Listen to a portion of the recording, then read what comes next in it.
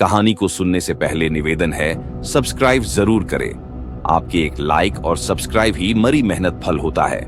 आज कहानी है भूतिया हॉस्टल की। एक स्कूल के खौफनाक रात की यह कहानी एक बहुत बड़े और नामी कॉलेज भी स्कूल राजकोट का है। कहानी स्कूल के हॉस्टल की है, जिसे कई साल पहले एक बड़े राजा की हवेली को बदलकर छात्रावास बनाया गया था। यह हॉस्टल अपनी शानदार बनावट और विशाल कमरों के लिए मशहूर था। इस हॉस्टल को दो भागों में बांटा गया था। दोनों तरफ गेट था। एक गेट गर्ल्स के लिए था और दूसरी तरफ लड़कों के लिए था। लेकिन इसके अंदर एक भयानक राज भी छिपा था, जिसे जानने की हिम्मत कोई नहीं करता था।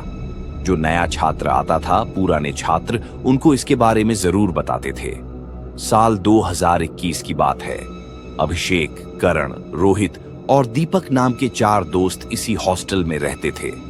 हॉस्टल के पुराने छात्रों ने उन्हें कई बार चेतावनी दी थी कि हॉस्टल की तीसरी मंजिल के एक कोने वाले 12 नंबर कमरे में रात के बाद कभी मत जाना। लेकिन चारों दोस्तों ने इसे सिर्फ एक अफवाह समझा। एक दिन हिम्मत दिखाने के लिए उन्होंने तय किया कि वे रात के 12 बजे उस कमरे में जाकर रहस्य को सुलझाएंगे। रात के ठीक 11:50 पर चारों दोस्त वार्डन से छिपकर हॉस्टल की तीसरी मंजिल पर पहुंचे। वहां पहुंचते ही माहौल अजीब हो गया। हवा में एक अजीब सी ठंडक थी और दीवारों पर अजीब से खरोंचों के निशान थे। जब उन्होंने कमरा नंबर 12 के दरवाजे को छुआ, अचानक दरवाजा खुल गया।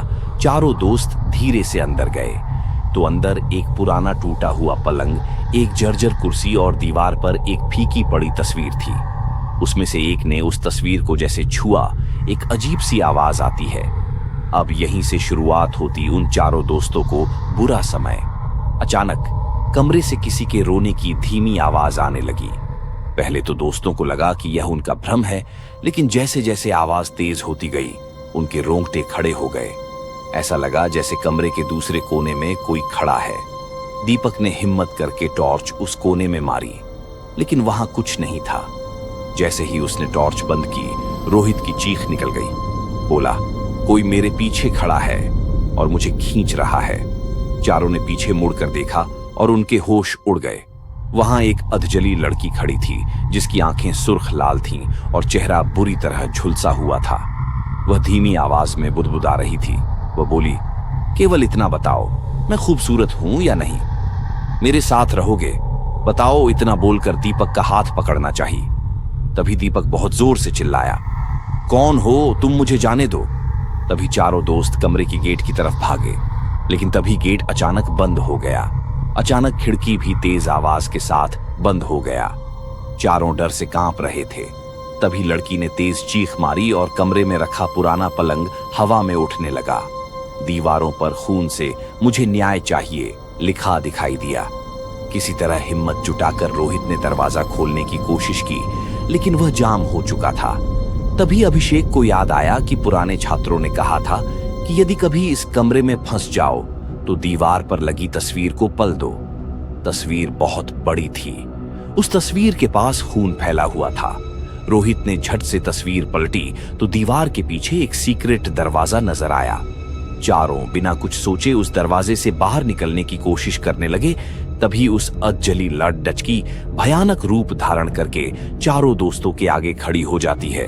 उन सब ने महसूस किया कि पूरा हॉस्टल हिल रहा है, जैसे कोई भूकंप आ गया हो। वह बार बार यही बोल रही थी कि मुझे न्याय चाहिए। तभी रोहित ने हिम्मत करके बोला, कौन हो तुम? मैंने क्या बिगाड़ा है तुम्हारा?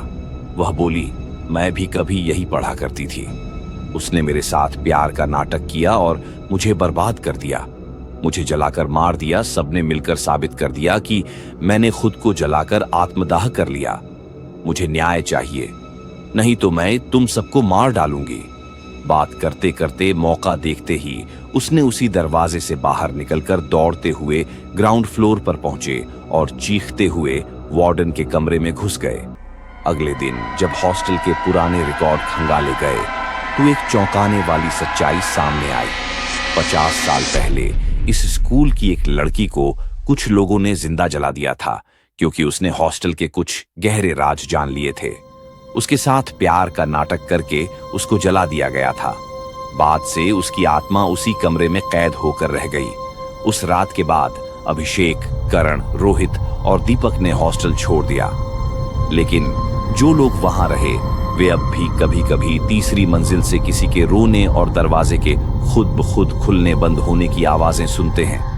कहते हैं आज भी वह आत्मा इंसाफ के इंतजार में भटक रही है। क्या आप छात्र के रूप में उस हॉस्टल में रात गुजारने की हिम्मत कर सकते हैं? क्या उसको कभी इंसाफ मिल पाएगा? ये आज भी रहस्य ही बना है। अगर कहानी अच्छी लगे तो चैनल को सब्सक्राइब जरूर करें।